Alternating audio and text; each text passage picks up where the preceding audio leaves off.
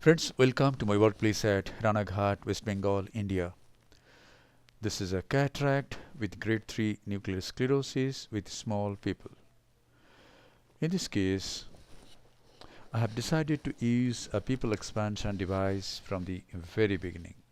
Let us observe this surgery. The main incision has been placed. This is a side port on the left side of the main incision, about 2 clock hours away, and this is air bubble. The anti-capsule is being stained with trypan blue dye underneath this air bubble. Trypan blue 0.06% dye is applied over the anterior capsule, and now this is a bit of adrenaline. Let us see if the pupil dilates little with adrenaline. But no, it didn't dilate. The size of the pupil in this case is 4 millimeter. Some colleagues can do phaco very nicely with this size of pupil, but for many of us it will be very much comfortable if we use a pupil expansion device from the very beginning.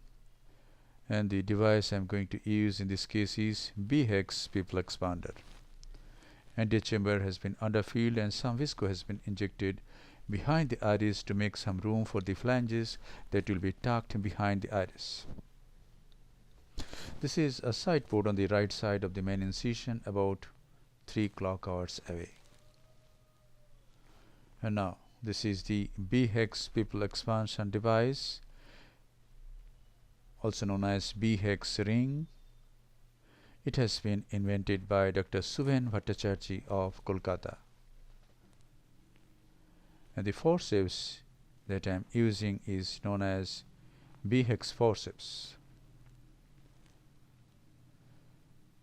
Through the main incision, I have been able to tuck 2 flanges, one at 5 o'clock, another one at 2 o'clock. And now the flange, one more flange is to be tucked at around 9 o'clock.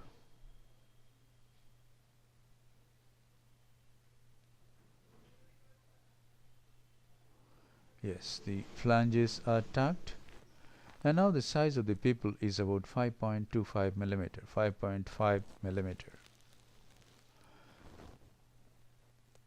And now capsulorhexis. The anticapsule is incised with a needle, and now I take utreta forceps, hold the capsular tag, go anti-clockwise along the border of the B-HEX or pupillary margin, and thus I get an adequate sized rhexis of about 5 millimeter. Yes, rhexis has been done very nicely,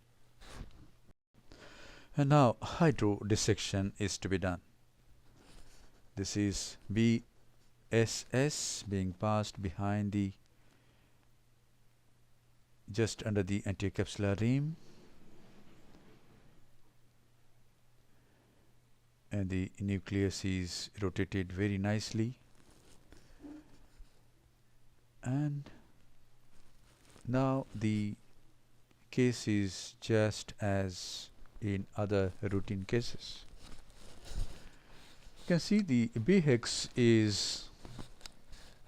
has kept the iris at its own plane. If we use iris hooks, the hooks elevate the iris, but with B-HEX the iris is at its normal position.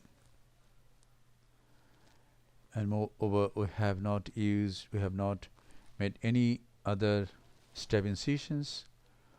The 3 stab incisions that is usually made in Phaco have been used to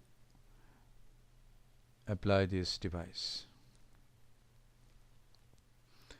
And now this is direct chop. The nucleus is chopped into several fragments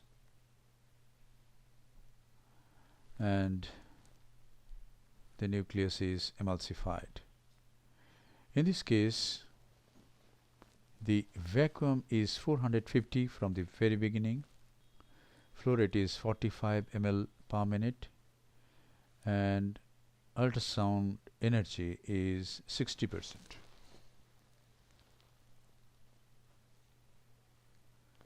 Yes.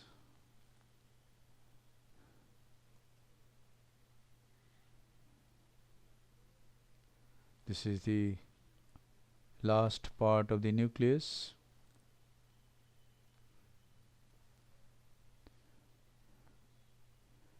There is a thick epinucleus in this case, and the epinuclear shell is protecting the posterior capsule. And now the epinuclear shell is pulled, brought at the center and emulsified. And now 2% HPMC is injected into the anterior chamber. By the time my assistant gets ready with bimanual irrigation aspiration, I am going to use a 23 gauge Simcoe which is attached to a separate bottle.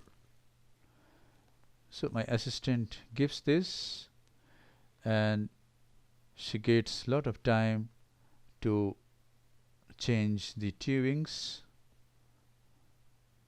to the bimanual irrigation aspiration probes. And now I take the bimanual irrigation aspiration.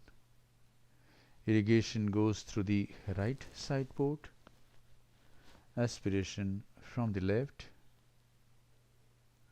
and the cortex from 12 o'clock,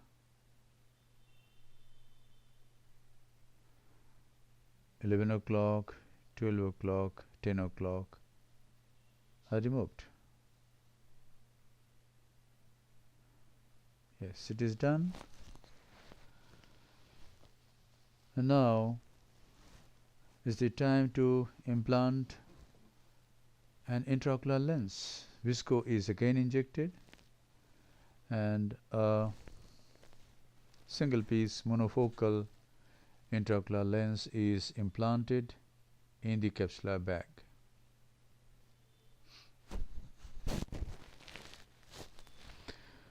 The trailing haptic should be delivered beyond the flange which is just in front of the main incision. The trailing flange should not press on that flange. If it presses, the flange can go behind the iris.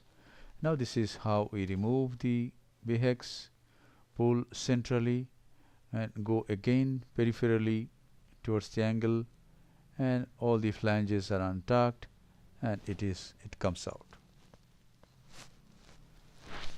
And now see, the pupil is round and small again. There is no damage to the sphincter because it stresses the pupil very minimally. Only 5.5 millimeter size pupil we get, and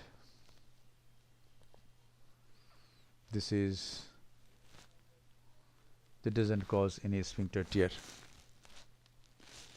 And now the visco from the anterior chamber and from the capsular bag is removed. Now I am removing the visco from the angles.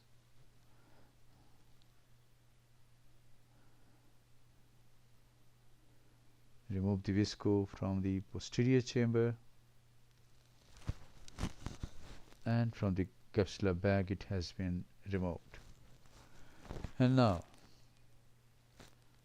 the irrigating aspirating probes are introduced. This is the irrigation. It goes through the main incision, irrigates for some time, and some more visco comes out. And now I use irrigation and aspiration together.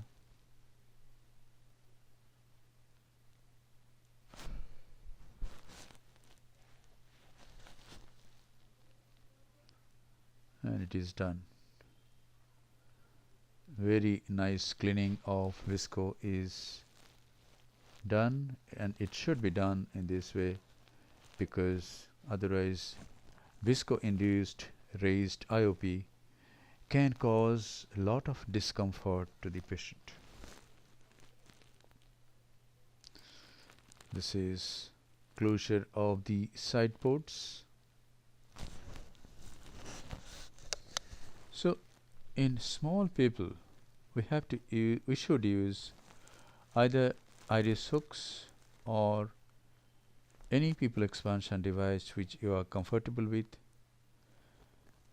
This is a very nice device. Doesn't need any injector system or anything to apply and remove the B-HEX ring. We just need a forceps which is called B-HEX forceps. It opens vertically, and here the case is concluded. Thank you very much for your attention. Hope this video will inspire you to use some kind of pupil expansion device to manage cataracts with small people.